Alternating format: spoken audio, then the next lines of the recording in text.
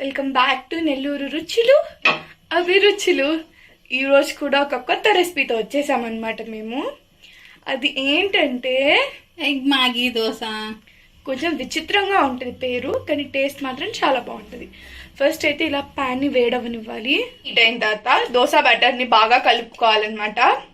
కలుపుకున్న తర్వాత ఇలా నార్మల్ ప్లెయిన్ దోశ పోసినట్టు పోసేయాలి. కానీ దీని ఒక చిన్న పని అండి, కొంచెం సిమ్లో పెట్టుకొని దోశ పోసుకున్నారనుకోండి, మన ఈ టాపింగ్స్ అన్ని వేసుకోవాలి కదా, వేసుకునేలాగా మనకు కొంచెం టైం పడుతుంది. సో దోశ మాడిపోకుండా ఉంటుంది.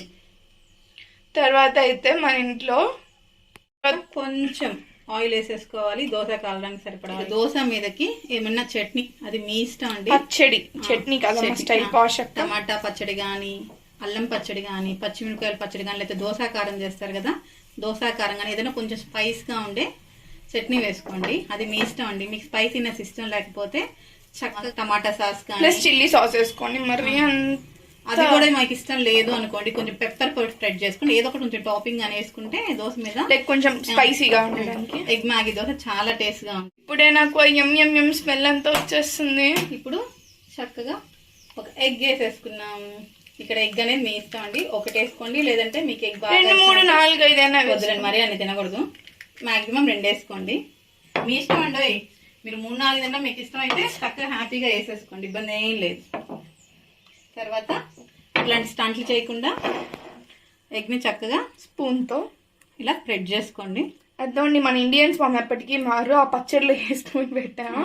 పచ్చడిలో వేసుకుని పెట్టాను ఎగ్ స్ప్రెడ్ చేయడానికి. ఎందుకంటే ఎండాకాలం కదా, గిన్నెలు ఎక్కువైపోతాయి, మనం తక్కువ గిన్నెలతో వంట చేసుకోవాలి. అంతే అండి. తర్వాత మన స్టార్ ఆఫ్ ద కుకింగ్, ఆ మ్యాగీ చేసింది. మ్యాగీ కాదు, నూడిల్స్. Okay, what ever. ఈ మ్యాగీని ఇలా వేసేసుకోవాలి. అది చేసింది నేనే, అది నేనే. చక్కగా ఈ మ్యాగీని ఇలా స్ప్రెడ్ చేసేసుకోవాలి. మరీ ఎక్కువ ఏమి వేయద్దు, సరిపోతుంది క్వాంటిటీ.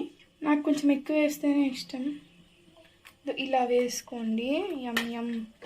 అంతే. వేసిన తర్వాత మాత్రం మీరు ఏం చేస్తారంటే, కొంచెం ఆ మ్యాగీ ఉంది కదా, ఒక అట్లకాడ తీసుకొని కొంచెం ఇలా కొంచెం నొక్కేయండి. అప్పుడైతే అది చక్కగా దోశకు అతుక్కొని పోతుంది, మీకు ఇంకో స్పెషల్ ఇంగ్రీడియంట్ లాగా అనిపించదు. ఎందుకంటే చక్కగా ఇలా అదిమేసేయండి.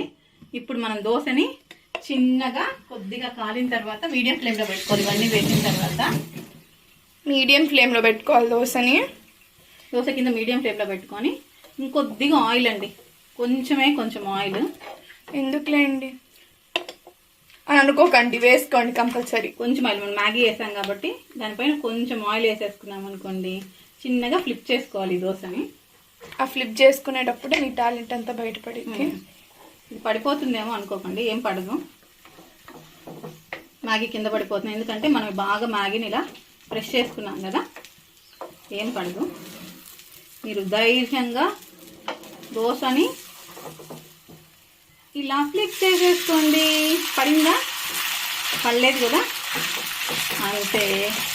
2 వైపులా చక్కగా కాల్చుకున్న తర్వాత మ్యాగీ దోశ మీకు రెడీ అయిపోతుంది. వేడి మ్యాగీ దోశని చక్కగా 2వ వైపు కూడా కాల్చుకొని ప్లేట్లో తీసుకొని తినేయడమేను. మ్యాగీ దోశ చూడండి, ఏమైనా కింద పడిందా? ఏం పడలేదు కదా. సో కొన్నిసార్లు మాలాంటి యూట్యూబర్స్ ని కూడా ట్రస్ట్ చేయండి గైస్. అంతే, మీ మ్యాగీ దోశ రెడీ.